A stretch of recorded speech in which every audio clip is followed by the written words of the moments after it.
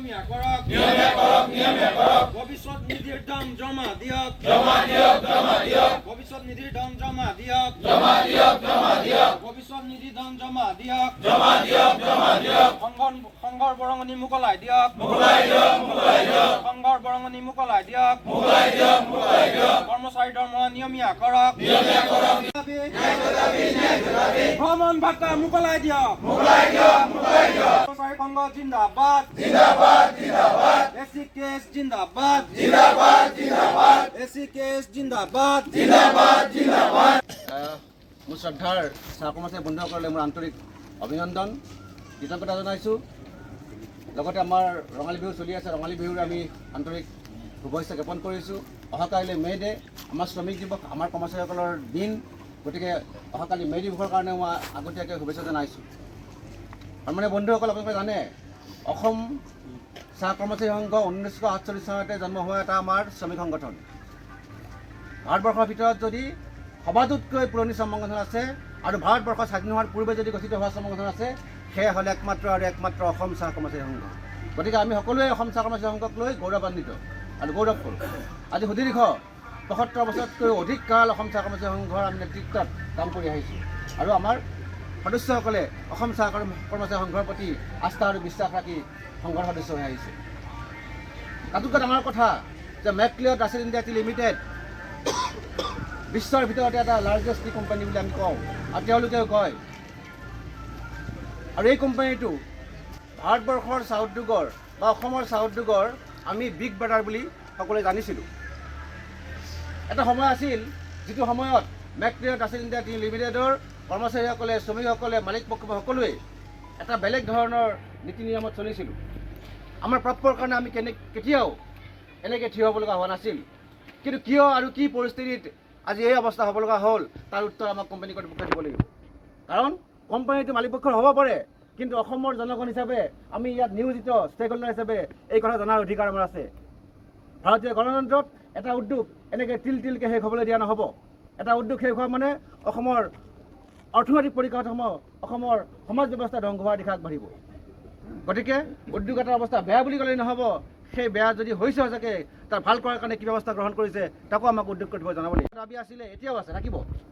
কিন্তু দাবীৰ কাৰণে আমি এনেকৈ আন্দোলন কৰিবলৈ অহাটো আমাৰ কাৰণে, আমাৰ কৰ্মচাৰীসকলৰ কাৰণে বিশেষকৈ অতি দুৰ্ভাগ্যজনক কথা। আমি সাধাৰণতে এনেকৈ আন্দোলন নকৰোঁ। অসম চাহ কৰ্মচাৰী সংঘই ইণ্ডাষ্ট্ৰিয়েল 1947 চনৰ 1947 চনৰ ইণ্ডাষ্ট্ৰিয়েল ডিছপুট এক্টে আমাক আন্দোলন কৰাৰ অধিকাৰ দিছে।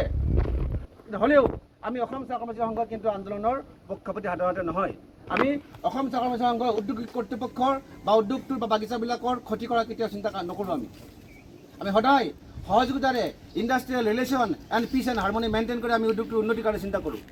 আমাৰ কৰ্মচাৰীসকলে 8 ঘণ্টা কাম কৰিব লাগে, যি 8 ঘণ্টাৰ কাৰণে আজি মে' দিৱস আমাৰ উদযাপন কৰিম অহাকালি। আমি 8 ঘণ্টাৰ পৰিৱৰ্তে 10 ঘণ্টা 12 ঘণ্টা কাম কৰোঁ উদ্যোগটোৰ উন্নতিৰ কাৰণে, কিন্তু উদ্যোগ কৰ্তৃপক্ষই আমাক কি দিছে? এটা সময় আছিলে আমাৰ কোম্পানীয়ে আমাক অন্য সুবিধা দিছিলে, কিন্তু আজি কি অৱস্থা হৈছে? আমি আমাৰ দৰমহাটোৰ কাৰণে আমি চিঞৰিব লগা হৈছে। আমি আমাৰ ৰন্ধন গেছ, সামান্য ৰন্ধন গেছ আমি যিটো এগ্ৰিমেণ্টৰ ভিত্তিত পাওঁ, চুক্তিৰ ভিত্তিত পাওঁ, তাৰ কাৰণে আমি চিঞৰিব লগা হৈছে। আমাৰ ভ্ৰমণ ভাত্তা বছৰত আমি এবাৰ পাওঁ এটা ন্যূনতম ৰাখি, সেইটোৰ কাৰণে আমি চিঞৰিব লগা হৈছে। বাগিচা পদ, দুনিয়াভৰৰ খালী পদ ফিল আপ নকৰা হ'ল, ছ'চিয়েল ৰেছপনচিবিলিটি নোহোৱা হ'ল। আমাৰ কৰ্মচাৰীসকলৰ বা শ্ৰমিকসকলৰ বা আমাৰ ষ্টাফসকলৰ এটাই আশা যে আমি অৱসৰ পালে আমি ভৱিষ্যত নিধিৰ পৰা কেইটামান টকা পাম, সেই টকাকেইটা আমি আগন্তুক জীৱনটো আমি চলিব লাগিব। আজি আপোনাৰ ভৱিষ্যত নিধি ধন মাহে মাহে এতিয়ালৈ জমা দিয়া নাই। আপোনালোকে জানি অতি দুখ পাব, আমি দুখ পাইছোঁৱেই যে আমাৰ কোম্পানীৰ যি 31খন বাগান বৰ্তমান আছে, সেই 31খন বাগানৰ যোৱা মাহলৈকে মুঠ 110 কোটি টকা তেওঁলোকে PF-ত জমা দিব আছে। কিমান পৰিতাপৰ কথা! আমাৰ আশা আৰু ভৰসাৰ একমাত্ৰ স্থল আমাৰ ভৱিষ্যত নিধি। সেই ভৱিষ্যত নিধি ধন যদি আমাৰ পৰা কৰ্তন কৰি তেওঁলোকে জমা নিদিয়ে, তেতিয়াহ'লে তাৰ কাৰণে জবাবদিহি কোন হ'ব? নিশ্চয় মেনেজমেণ্ট হ'ব লাগিব। আমাৰ অৱসৰপ্ৰাপ্ত কৰ্মচাৰীসকলে সামান্য এটা পেঞ্চন পায়, সেই পেঞ্চনটো 2 মাহ ধৰি বন্ধ কৰি থৈছে। আমি চিঠি পত্ৰ লিখিছোঁ, তথাপি পেঞ্চনটো আদায় দিয়াৰ নাম গুণ নাই।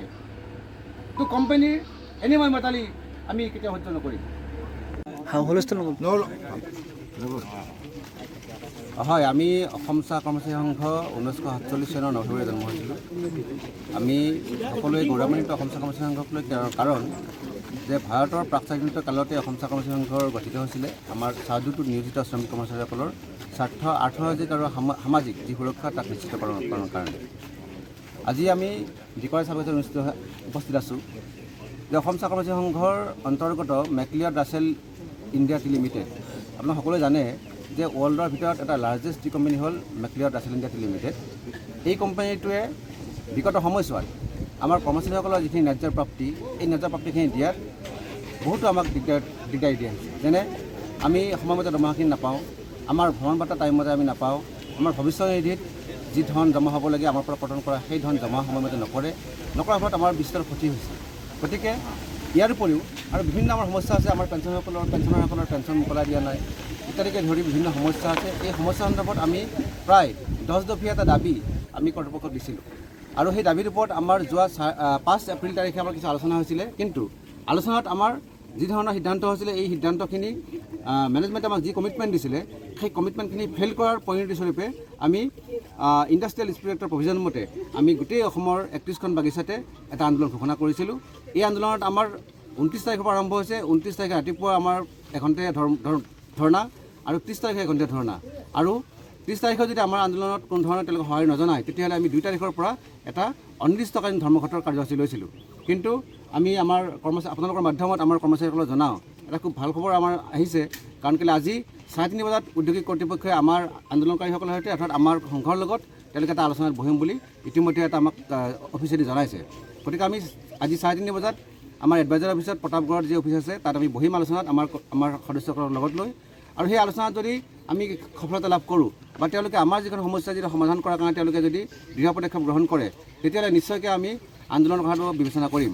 কাৰণ অসম চাহ কৰ্মচাৰী সংঘ সাধাৰণতে আন্দোলনৰ পক্ষপাতী নহয়। আমি এটা সুস্থ বাতাবৰণৰ মাজেৰে আমি দ্বিপাক্ষিক আলোচনাৰ মাজেৰে সদায় আমাৰ সমস্যাবিলাক সমাধান কৰি আহিছোঁ আৰু সমাধান কৰাৰ পক্ষপাতী। কিন্তু আমাৰ যে এই আন্দোলন হৈছে এই আন্দোলন কৰিবলৈ আমাক মালিক পক্ষে বাধ্য কৰাইছে। কিয়নো মই আকৌ পুনৰ দোহাৰিছোঁ যে 5 তাৰিখে যে আন্দোলন হৈছিলে সেই আন্দোলনত আমাৰ কিছুমান প্ৰাপ্য অধিকাৰ বা প্ৰাপ্য আমাৰ ডিউজ তেওঁলোকে দিয়াৰ কমিটমেণ্ট কৰিছিলে, কিন্তু তেওঁলোকে কমিটমেণ্ট ফেইল কৰি তেওঁলোকে প্ৰতাৰণা কৰিলে। তাৰ ফলস্বৰূপে আমাৰ এই আন্দোলন চলিছে। আমাৰ আশা আৰু বিশ্বাস আজি যে আমাৰ আলোচনা হ'ব 3:30 বজাত সেই আলোচনাই সফল হওক আৰু আমাৰ কৰ্মচাৰীসকলৰ যি অধিকাৰ যি প্ৰাপ্য সেই প্ৰাপ্য তেওঁলোকে পাবলৈ সক্ষম হওক। ধন্যবাদ।